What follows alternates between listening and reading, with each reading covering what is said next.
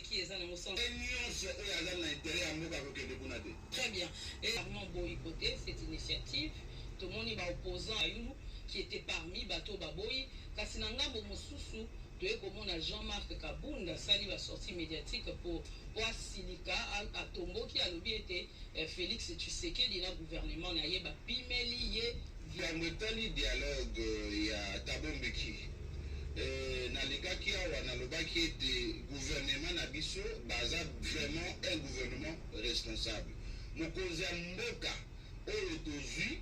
akoki kozala mokonzi ya mboka ya liboso oyo alingi mboka koleka bakonzi nyonso baleka mpo na nini dialogue baboyaka yango te ye asi aloba ete ma main reste tendue eyulu matefa yulu grand frère akendeki epa na ye basololaki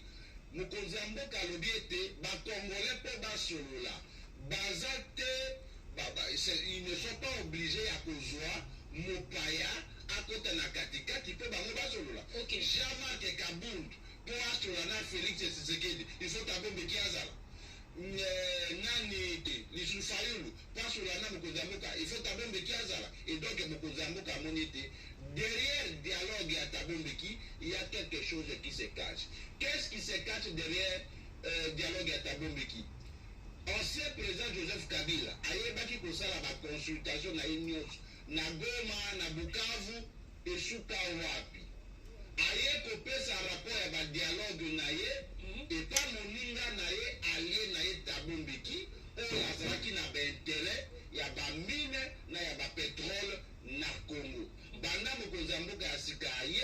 bentere wana eza lisusu te nde azali kosala baeffort ete Kabila azonga na positionnement moko donc olingo yebisa biso badialogue oyo asalaki kuna na Goma na Bukavu tomitunaki esuki wapi suite nango nde ezali na yango wana parce que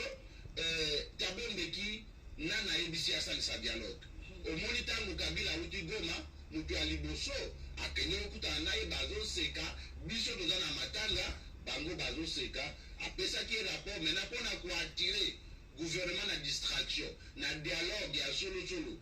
ya Doha na Washington bazobima biso na Afrique du Sud maintenant nazalaki campagne ete basoda sud-africain balongwa na sol na biso ntango ya rebellion eza Tabombeki wana moto azalaki campagne ete balongwa baye kosunga biso